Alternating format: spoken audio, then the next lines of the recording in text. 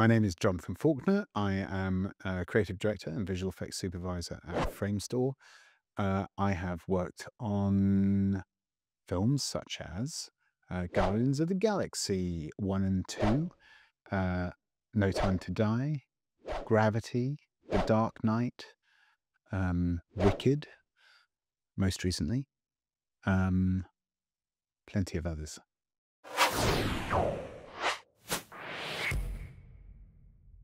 Well, I took a circuitous route to visual effects, to the visual effects industry. I did an art degree. I did an art foundation, and then I followed that up with a media degree. And at about the age of 23 and 24, when I got pretty bored of higher education, having graduated, I thought, well, if I'm going to be a filmmaker, I'm not convinced that I am going to make a good freelancer. I kind of need a desk. I kind of need a day job. And I actually got a job as a runner at a moving picture company.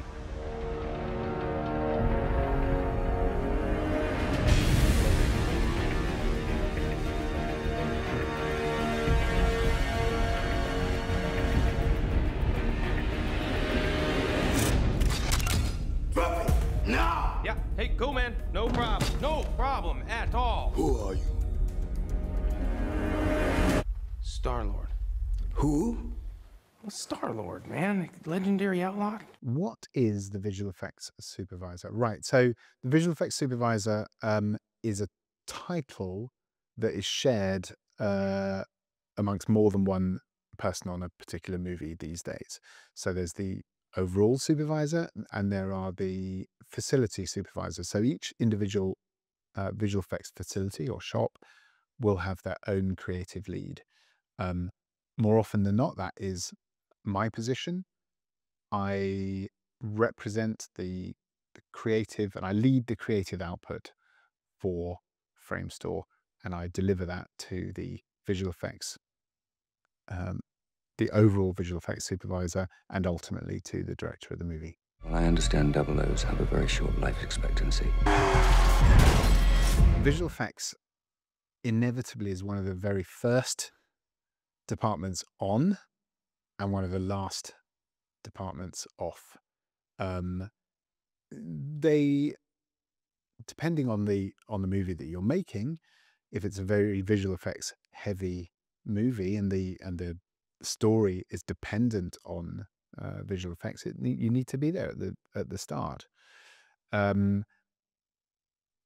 In a VFX facility, that can be there from the start as well. If the overall VFX supervisor wants assistance and from a facility, that can happen extremely early.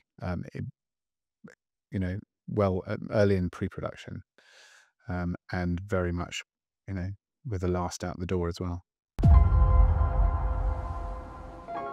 James Bond, licensed to kill, in love with Madeline Swan. I could be speaking to my own reflection. Only your skills die with your body. And life is all about leaving something behind, isn't it? I've worked on movies that have been originated on film and originated digitally. And the truth is that every single capture medium has its own distinct profile. And that's really part of the job, matching any computer-generated images or even composited images, matching that to the profile of the capture medium is part and parcel of the job. I don't actually distinguish a whole lot between film or digital. It's just a different look.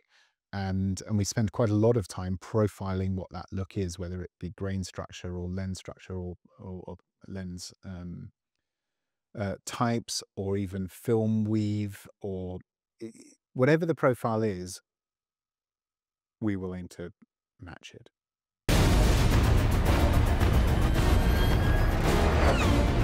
Where is he? People are dying What would you have me do? Endure. You can be the outcast.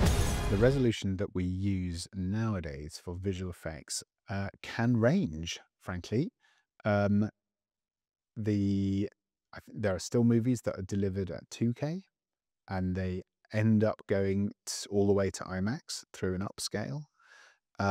There are movies that are originated on 70mm film or 8K cameras. Actually, I haven't done any of those yet. But I don't really think there is an answer to that question. What is the resolution for visual effects? I think you'll find that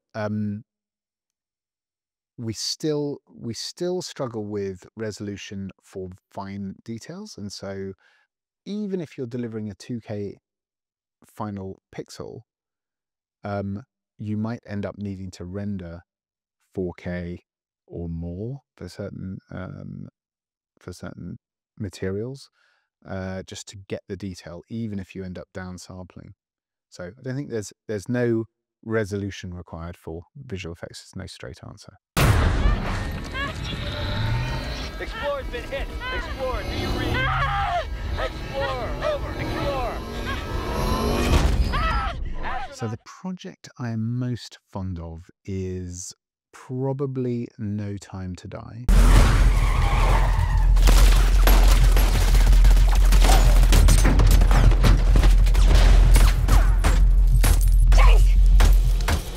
Okay.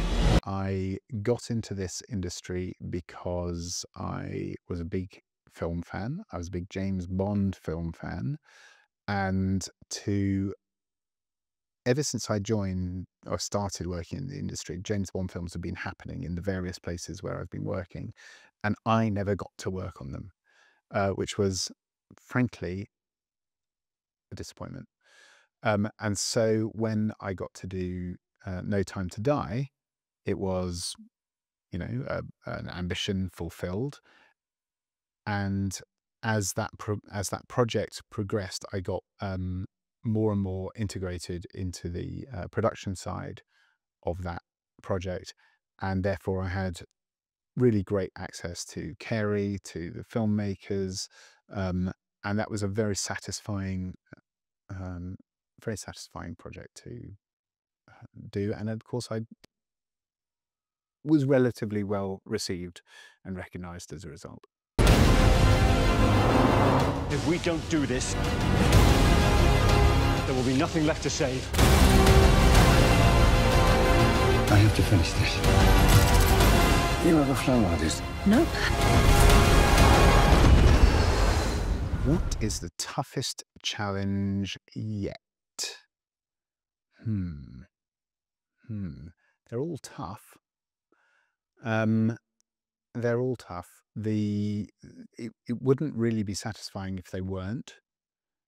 I think the days of being up at 4 o'clock in the morning, delivering Guardians of the Galaxy 1 with 400 shots to do in the last week, those days I hope are behind me. That was very tough. But do you know what? I like the adrenaline. I kind of like it when it's going like that. I like pulling out all the stops and getting everyone working together to deliver something remarkable. So yeah, they're all tough. I like it tough. Are people born wicked? Or do they have wickedness thrust upon them?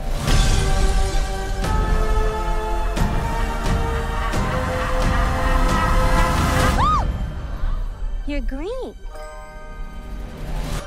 I am. Is there a need for actors in the age of AI?